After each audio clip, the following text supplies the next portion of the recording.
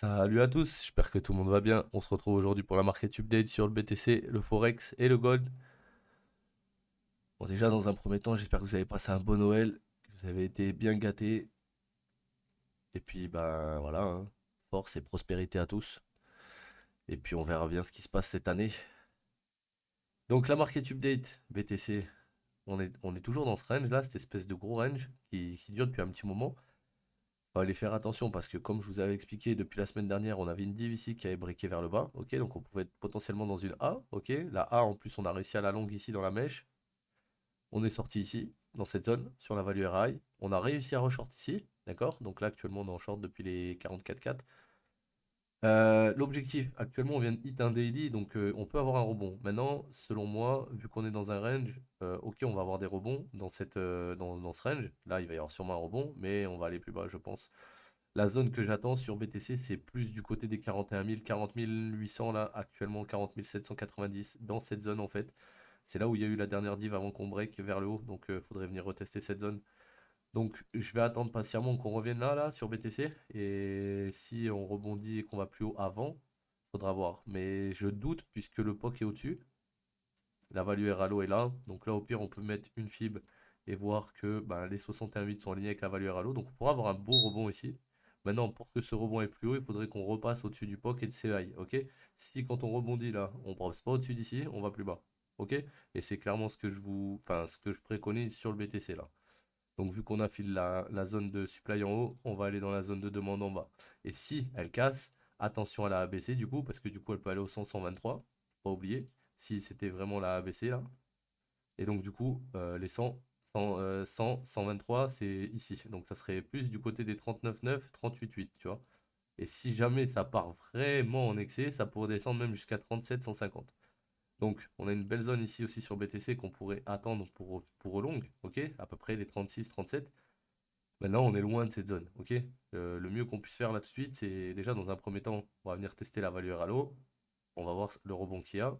Si on vient jusqu'au 100, 123, ben, on attendra le changement de price action dans cette zone ou même un peu plus bas.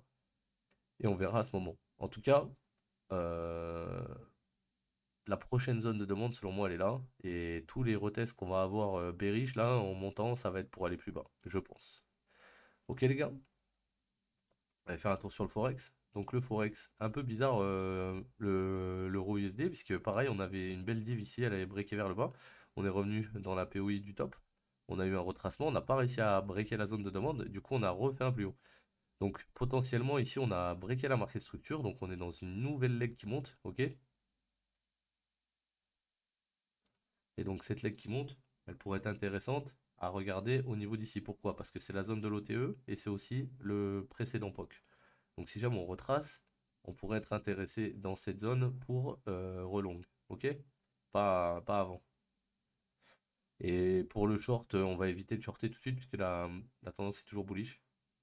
On a refait un plus haut par rapport à ce high. On aurait retracé ici, on serait descendu sous slow, on aurait eu un retest bearish comme ici, on serait allé plus bas. Ok. Mais là, on n'a pas ça, donc il faut s'adapter. Ok? Donc là, 61,8, 79%, à attendre de voir ce qui va se passer là-dedans. GBP USD, pareil, on avait un high ici, on a breaké au-dessus, donc on a une nouvelle leg qui monte, ok? Dans cette nouvelle leg qui monte, on a le POC, la value à low, le value à high, et là on voit que notre OTE est aligné avec la value à low, ok?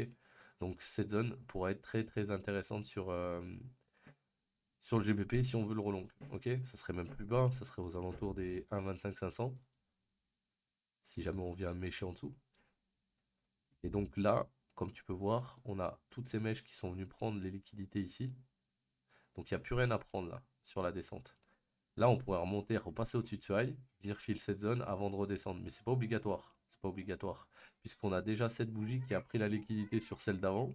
Donc, on n'est pas obligé de repasser au-dessus d'elle en fait. Ça se trouve, on refile juste la mèche et on va plus bas là. C'est clairement possible. Donc dans le cas où on irait plus bas, lui, il serait intéressant de regarder vers 1,25 800. Pourquoi? Parce que si on met la Fibo, on est dans la zone de l'OTE, on est sur la value RALO.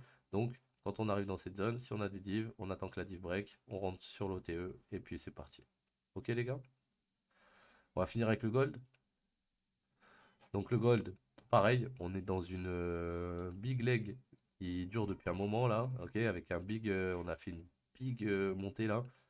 On a retracé, on est passé sous slow, ok? Là, on est en train de remonter tout doucement pour corriger tous ces highs là qui ont été créés pendant la descente.